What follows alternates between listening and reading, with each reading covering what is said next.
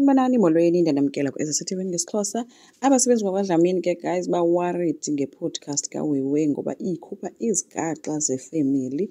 Bazamile ke ukumyala ayeke ukupowusta ngeendaba zakowabo ngoba ifemeli yakhe yifemeli enkulu eyaziwayo yonke indawo le. Kodwa uWewe baxelele nje into yoba mna ndicela into enindenzele yona kukuba nisubscribe nohlukane nam. Bazamile kuyidiskasa bebodwa ke le nto besithi nje kungcono mhlawumbi bavele bacime iWi-Fi, abazi noba mabathini. Omnye uthi hayi sinawukwazi ukuyicima ngoba abantu balapha basebenza ngayo kuzobonakala uba ikhona into eyenzekayo, but ke nje abazi uba mabathini.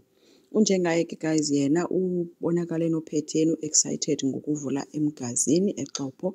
uPhetheni kwakhe kwakuleyo uthe khawume ngumgazini, ingxaki esinkulu esinayo ngoku ngugcina osebenza kwi-restaurant endiyithandayo. Uthi ngoku mna ndiyinto yokuhlekisa kwiigruphu zee-housewives. Ndizawuzama ke mna ukwenza i-damage control. Laa mntana funeka egxothiwe phaa before uvuse ambone. Unjengaye ube ngathi no, kaloku naye umntana abantu uyadinga ubeka isonka etafileni, wathi omnye anamsebenzi naloo nto makaye kwenye indawo noba kukweyiphi u-fish and chips ayawuthengisa khona, okungenani abe sethilini asuke ezitafileni. Andithi ugcina phaa asebenza khona unguweyitha. So now uthi ke inzima into esikuyo ngabafana ngokuvuse ngapha nalo gcina ngapha ngokwenza noSibongile esimnikeze i-250,000 yonke esingazi noba yeyantoni. So lonke ela xesha ebethetha ke nonjengayo uNeli ebebhizi eklina ifestile anti umamele. uSibongile yena uye kowabo ke efikela kuyise ongenamdla wakhe. Uske wambuza uba bengafanelanga uba usesikolweni na. uSibongile utshilo into yoba hayi namhlanje andingeni tata, ndaqonda into yoba mandigoduke. Ethi ke ndiza nazo neendaba ezimnandi. Abantu bakwaDlamini bathembise ngokundinikeza i-250,000. Loo nto ithi ke ndizokwazi uqhubeka ndibhatale izifundo zam, akho sidingo soba ukhathazeke ngayo yonke le nto. But utata kuvele wabonisa nje ukudikwa ngoba ubuze ukuba kukwenzo nawo wonke lo wenze yonke le nto. uSibongile uthe no, abakwaDlamini babonile uba benze imisteyikhi, bebezama nje ukuyilungisa. Uvuma uthe akayibhilivi kwaleyo ke into ngoba ukwenzo ebeke wafika kaloku phaa ezothetha naye esithi uyamthanda uSibongile, so uzocela ii-blessings kuye. So uthi ngoku lo mfana ubone into yoba makakuthi fuhlu ngemali. uSibongile uvele akazi noba makathini ngoba kaloku ukwenza ukhange akayiphathi uba wakhe waya kowabo, so akayazi. Ugcina ke yena ke ukwi-restaurant uyangxoliswa ngapha ngubhosi wakhe ngoba une-mistakes ezinintsi azenzayo kwii-customers. Caba ke une-stress and kaloku uyaqala ugcina ukasebenza azange wasebenza ndawo. So uthe ke ubhosi wakhe umnikeza ke i-warning uba ukhe waphinda wenza enye imisteyikhi nje uyaphuma phayana. Kuye kwafika uNeli ke apho afike ugcina ke senguloo mntu ke uneso stress. Wamxelela into ungavumi uba uPhetheni akubuyisele emva, ungapheli amandla, ungakulinge nje umvumela wini. So ugcina ke watsho ke wazama ukuziphuthuma ke eqhubeka nokusebenza ngendlela erayithi.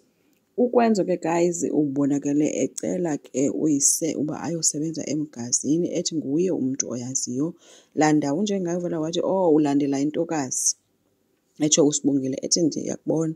Uvumile ke ukwenzo etsho ke uba ufuna nokuzibonakalisa kutata kaSibongile uba yena umfanele umntanakhe and ukusebenza eXhopo nabantu baseXhopo kuzawukwazi ukumnceda kwii-points azazifumana kutata kaSibongile. So wenzela into yoba zanconywa ngabantu bathi xa bethetha ngayo utata kaSibongile bafike utata kaSibongile ungumntana olungileyo ukwenzo. Uthe ke njengayo ngelishwa ke mntanam mna ndikufuna apha eThekwini. Ukwenza uthe no, uVusi ukhona nje and uyamdinga umntu omthembayo eXhopo. uVusi ke uzokwazi ukusebenza nawe abe phantsi kwesandla sakho. Ncame wavuma ke unjengaye esithi emgazini ke mfana wam yeyakho, so ukwenza uzosebenzela eXhopo. uSibongile ke uye waya kuSamkeke eyombalisela ngoba utata wakhe akayonwabelanga yonke le nto and uthi akamthethisi, nokumthethisa akakwazi nokumjonga. And ke ngoku ethi nokwenza uzenze worse izinto ngoba uye wazothetha notata wakhe engazange amxelele.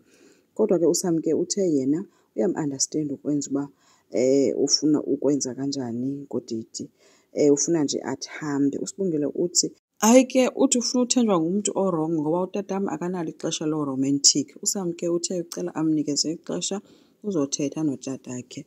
uPhetheni ke guys ufikile kwi-restaurant esithi yena ebekade happy nge-service yabo, kodwa ngoku kukhona intombazana entsha ekhoyo ine-service ephuwa kakhulu. Uthi ke kufuneka ihambe apha. Wathi ekhumbuza kwi-manager uba mna uyayazi uba ndineetshomi zam esitya apha and sispenda a lot of imali. So lo ntombazana ndicela nje umgxothe asimdingi apha. Umfana ke uthe no, ugcina enye into udinga i-training usafika apha. UPeyton uthe thina neetshomi zethu ke sispenda imali ezininzi kakhulu apha, loo mali ke sizomka nayo siye kwezinye ii-restaurants if iselapha le ntokazi. So ugcina ke guys umbonile kuPeyton ebhizi ecenga ibhosi phayana. Kubi nje kakhulu ke guys, kubi kakhulu. Uvuma uxelela uSibongile uba aphindise laa mali kwaDlamini. Uthe bamcuphile aba bantu, akho nto itheni ngalaa mali.